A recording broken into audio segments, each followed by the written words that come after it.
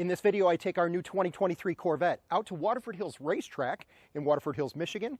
I'm going to show you how the performance data recorder works, how you can program it for the track that you're at, and I'm going to show you how I made a mistake on the track that almost broke the car.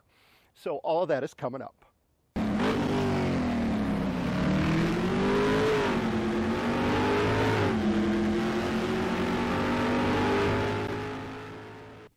Waterford Hills Road Racing is one of the oldest racetracks in the United States, having been founded in 1958.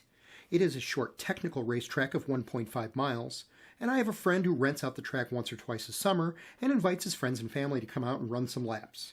I had been participating in these track days for the past 4 years, so I had experience on this track. Some of which, as you can see here, was not very positive. The story of my first time at the track can be found in another video on my YouTube channel. I'll put a link in the description below. When I arrived at the track, we had only owned our 2023 Corvette for 28 days. The owner's manual suggests that you should not participate in track events for the first 1,500 miles of the vehicle. I rolled in with about 1,460 miles on the odometer and figured, that's close enough. But before I dive into some track footage, let's go over what it takes to use the performance data recorder that's included with all 2LT and 3LT equipped C8 Corvettes. The first step in using the performance data recorder is to put an SD card in the slot in the glove box. So when I open the glove box, you'll see here's the slot here. Make sure you put the contact points towards the center of the car, and you're going to want to plug that in.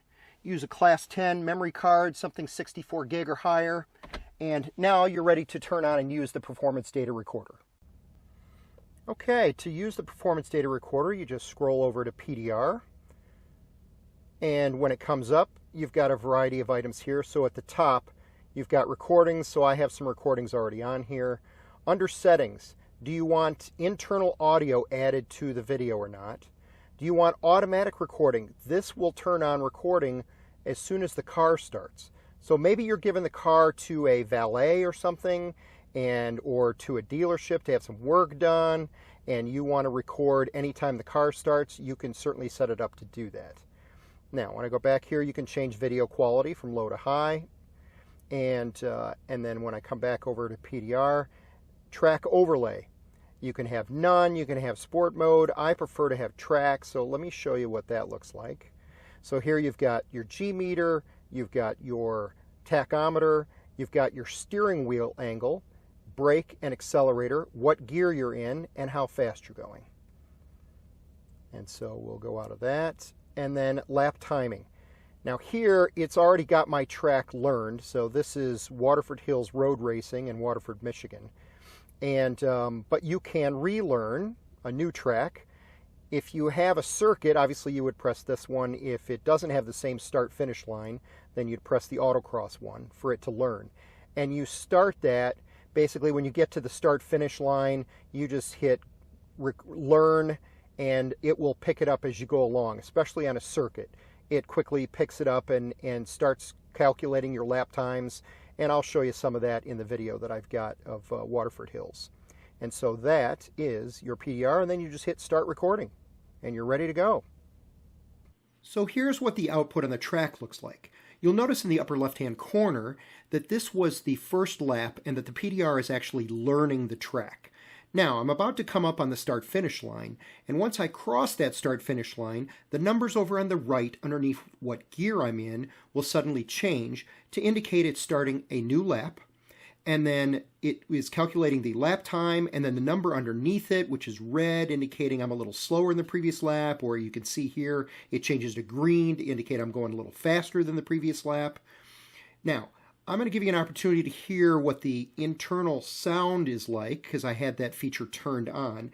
Just bear with me because I'm wearing a helmet and it's a bit muffled and hard to hear. I'm going to be in deep trouble.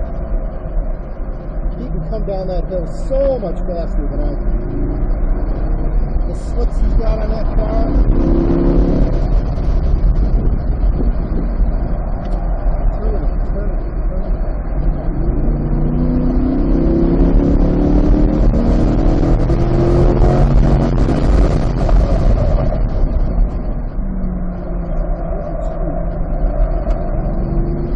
Now that you've seen how the PDR works and what it looks like on the track, Let me tell you a quick story about how I almost broke our new 2023 Corvette.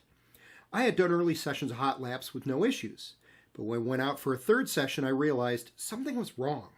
I had left the car in tour mode and forgot to move it back to track mode. So I grabbed the dial while on the track and moved it from tour to sport and then from sport to track. The car started behaving as I expected, and I finished the session with no problems. The problem came when I started the car for session number 4.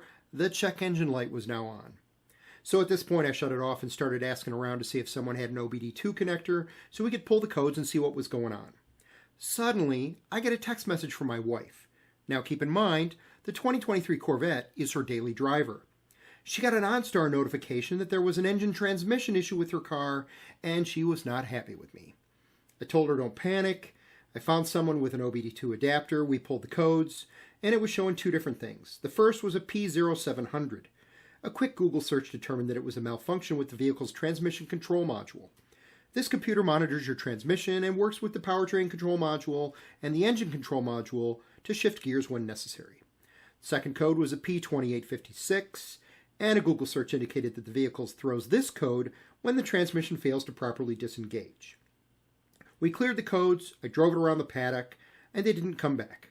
My best guess is that the car was not happy with me changing the drive mode while racing around the track, and I confused the computer system. It's now been 2 weeks and a couple hundred miles since then, and the codes have not returned.